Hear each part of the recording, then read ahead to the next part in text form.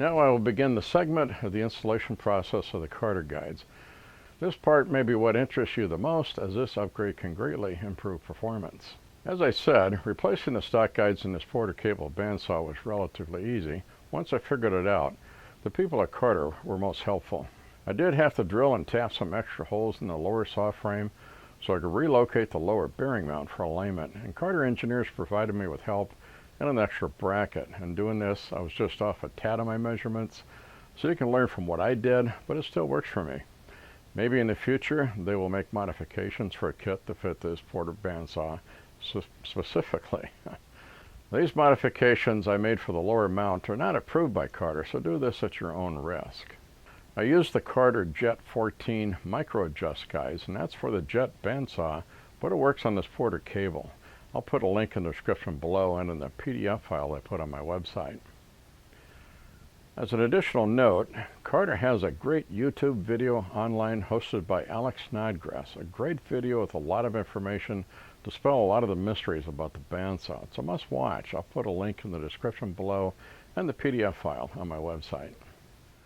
Okay, this video segment, I'm going to talk about replacing the stock blade guides with the Carter guides. As you can see here, the original guides are still square blocks that are friction type of guide. And they can come in a variety of materials. You can also get what are called cool blocks. On this saw, the stock guides are steel. The blade passes between the guides. On the back side of the blade, it runs against the side of a bearing, which to me, this seems to be creating a drag across two different directions of the bearing. So I'm not sure how that's supposed to help. As you can see here, how it comes running across the back side of the bearing, or the side of a bearing, the back side of the blade there. Push back on a little bit. See how that runs. I replaced these with the Carter guides. The Carter guides provide a bearing wheel against the side of the blades to reduce friction and wear. And the bearing on the back of the blade runs in line against the blade instead of the blade running perpendicular to the side of the bearing. This combination is used by most professional shops, and it greatly improves blade control. I can show you a little bit here how these Carter guides will fit in, and the blade runs between these bearings, so they'll run bearings alongside of the blade. Back side of the bearing there, you can see how that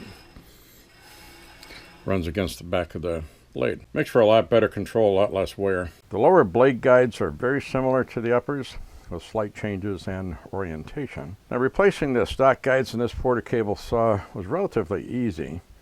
I did have to drill and tap some extra holes in the saw frame so I could relocate the lower bearing mount for alignment. I will show you that in the upcoming video clips.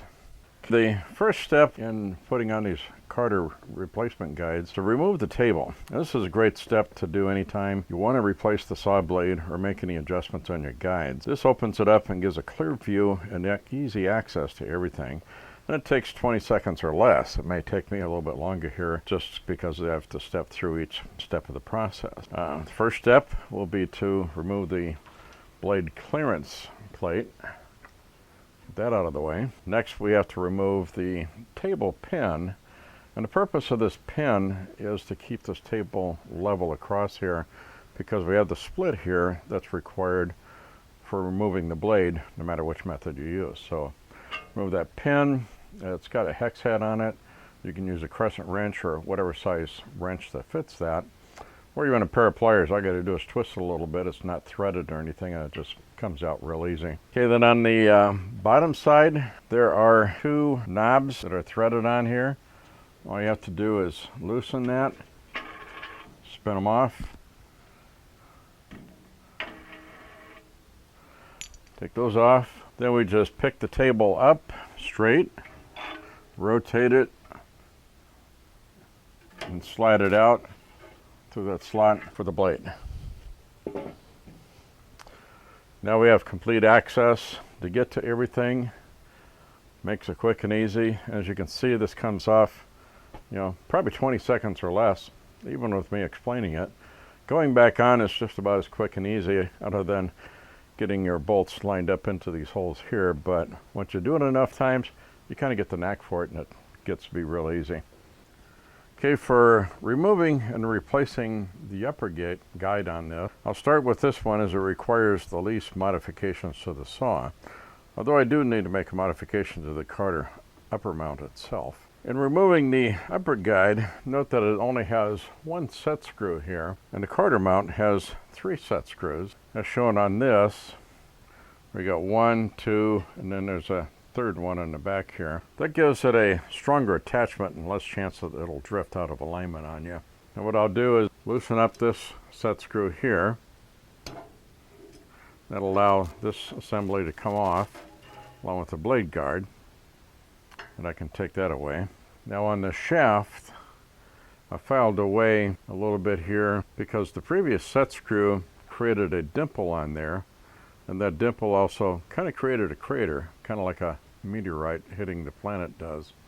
Creates a little bit of a rise around the circle of that indent. So file that off. Want to make sure everything is flat and flush to give the best ability for making adjustments on here and keeping this straight. Now put on this new upper blade guard and just get it on there for now, and then I'll make adjustments later on this to kind of get into the correct place. Then I'll get this upper blade guard placed on here and get it screwed on here for now. Then I'll adjust some alignments later. So as you notice, this has, the 3 set screws, one on the front, one on the side here, and one on the back. This back set screw lines up with this groove in the shaft here. This groove in the back of the upper shaft doesn't align with how the blade tracks. So tightening this set screw here will cause the blade to misalign, or the guide to misalign with the blade. What I will do is to tap a hole on this side of this mount so I can get a good 3-point mount on there. The set screws for this are 1/4 inch with a 28 National Fine thread. Now I'm using a Irwin tap that came with a drill bit. Most taps that we have in our shops are typically coarse thread, but this Irwin set came with a 1/4 inch National Fine 28 tap and a number 3 drill bit. Putting my caliper to the bit, it's a 13/64 bit. As we can see here, I took this assembly off, the upper arm, and we have the 3 set screws. And this back one here is the one that lines up with that groove in the upper arm. That's going to put it off from being on track with a blade, so we can't use that one. So to be able to have 3 screws, we're going to have to put one on this other side here. And what I did is I turned this around, kind of lined up these and just kind of eyeballed it and made my mark here as to this is where I'm going to make my hole to drill and tap for the 4th set screw, or the 3rd one that I'm going to be using here. Then what I'll do is to disassemble this unit so I can get it onto the drill press and just have the base unit itself that I want to work with for drilling that hole into. So I'll remove this thumb screw, then I'll remove all the other set screws that are in here. So now I just have this one round piece to work with, nothing to get in the way or interfere with me putting this on a jig to drill this hole. Okay, so I center punch this hole with one of these spring-loaded center punches, which where you kind of press on it and it makes a center punch on there to get start for the drill bit and keep it on track. Okay, I've got my jig and my drill press here and got the bit in, and then I centered it on this drilling jig here, which has got a V groove in it. So I've got the bit centered in that groove, and then on the ends here, as you can see, I clamped the jig to the drill press table. Okay, so I've got this tap into this tap handle here. See the hole I just drilled, is this one. So we'll get this started in here, backing up every now and then to clear out the shavings from the tap. You can see it's coming through there. And that's it. It's all the way through. Knock out the shavings, get the set screw in there, and it's perfect fit. Very good. Okay, I've got this upper guide assembly back on here. We got this 1, 2, and the 3rd screw around the back here, the one I drilled and tapped.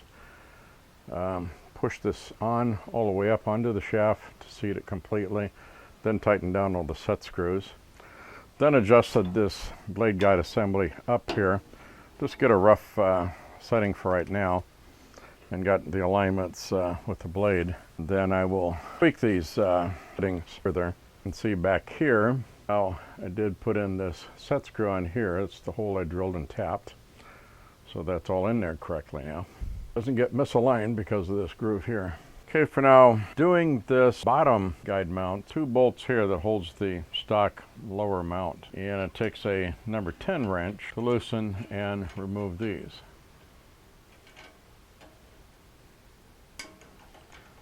If they're really stiff and tight, you might use a socket wrench.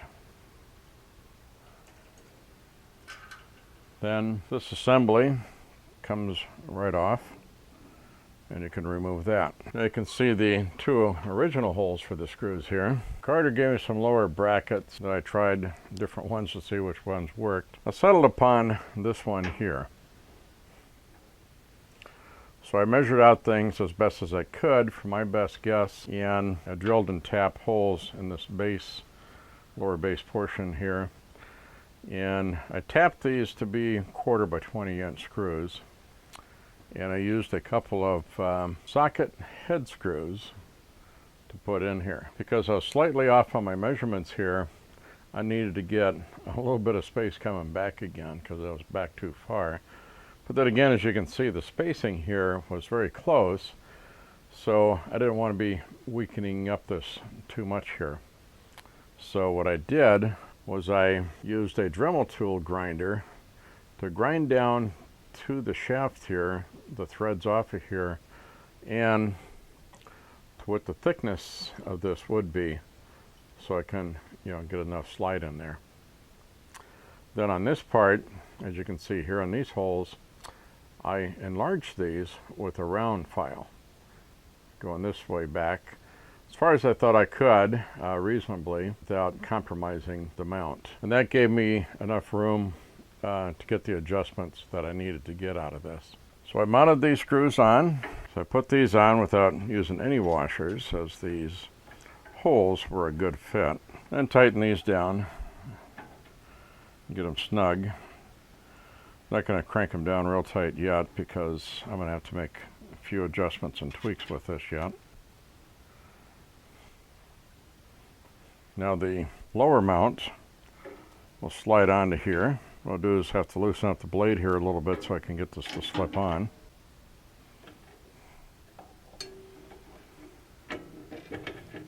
Get it into there, and I'll tighten the blade up again. That'll pull it into line with the bearing. Then I'll have to tweak some of the mounts here and get everything, adjusted up correctly. That's pretty much how the bottom mount and bearing or guides go into place. Wasn't a huge task to get that mount on there. Just having the drill and tap a couple of holes in the base of the bandsaw, and then tweaking it a little bit to get it everything to fit through there correctly.